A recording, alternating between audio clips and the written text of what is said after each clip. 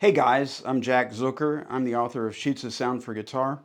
I'm back with another lesson to take a little bit from what we talked about in the last lesson, which was looking at some ways to play over rhythm changes.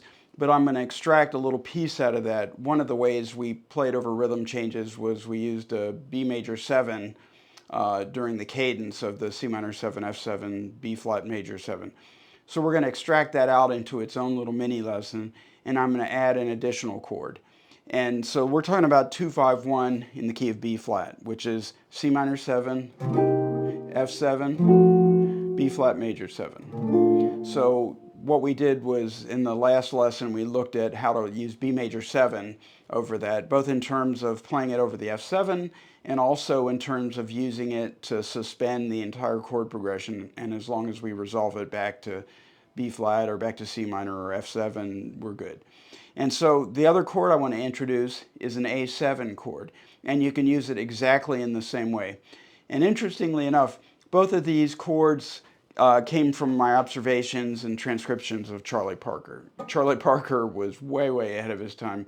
Charlie Parker was using C minor 7 to B major 7 to B flat major 7 over the 2-5-1 in B flat. He also used C minor 7 A7 to B flat major 7. And what I did is I extrapolate a little bit on that, and I take it and use it a little bit more overtly over the entire 2-5-1 chord progression at times. And as long as you resolve it, it sounds fine. Again, the listener hears a pattern, and you're appealing to that part of the listener that recognizes patterns. And really the theory doesn't matter. The fact that the A7 has an E natural in it and the F7 has an E flat in it is irrelevant, because what matters is that the pattern itself sounds good and resolves, and you'll hear that when I demonstrate this. So first I'm going to demonstrate the A7. I'll start off a little more simply along the lines of what Charlie Parker would have done, and then I'll go into a little bit more out sounds with it. And also in the A7 I'm using a flat 9, and that instantly makes it available in the diminished cycle. So I can use A7 or C7 or E flat 7, etc. So anyway, I'm going to get right into it, and I'm going to play 2-5-1 on my looper and do some soloing over it using the A7.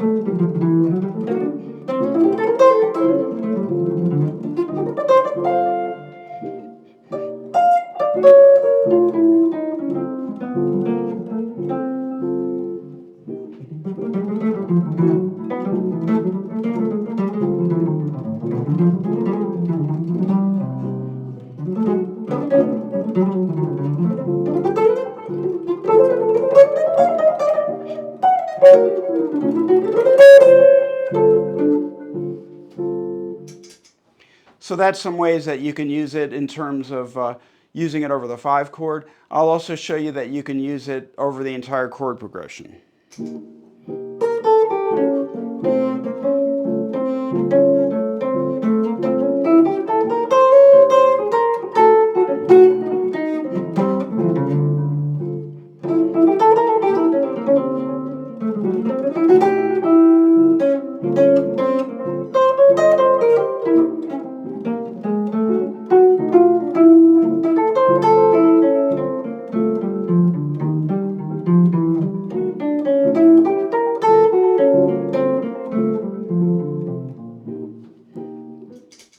Now I'm going to do the same thing with the B major 7.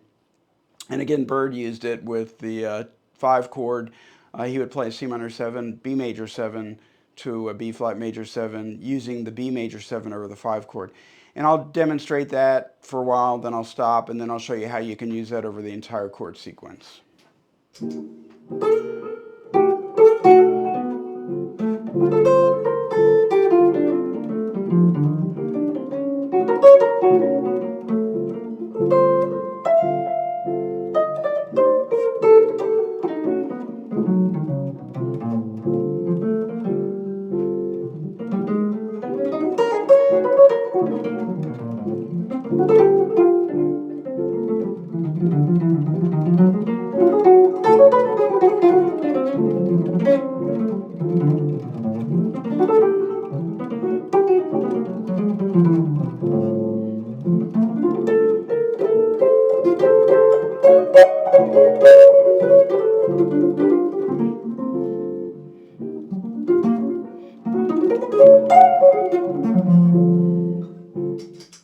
So that was using it over the 5 chord, and now I'm going to show you how you can use it over the entire chord progression.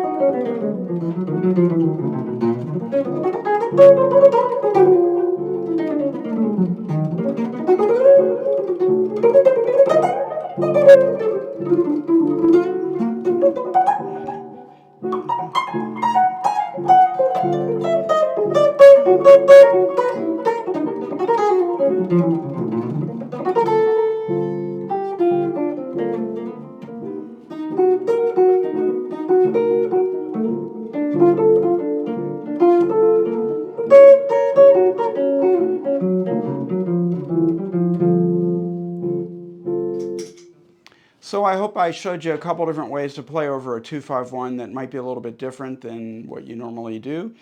And we can talk about some of these ideas in a little bit more detail in a future lesson. Eventually, we'll get to discussing dodecaphonics, which shows you that you can play any chord over any other chord, but it's a little beyond what I'm able to show you in this one 10-minute lesson. So if you have any questions, don't forget, reach out to me. Let me know what you're thinking. Also, if you have any ideas for future lessons, I'm happy to entertain other topics. And look, I appreciate you guys supporting me. I had spinal surgery in May, and I feel very blessed to be standing here, being able to play guitar, and being able to share my knowledge with you guys. And I love all of you, and thanks a lot for joining me. I'm Jack Zucker, signing off, and we'll see you next time.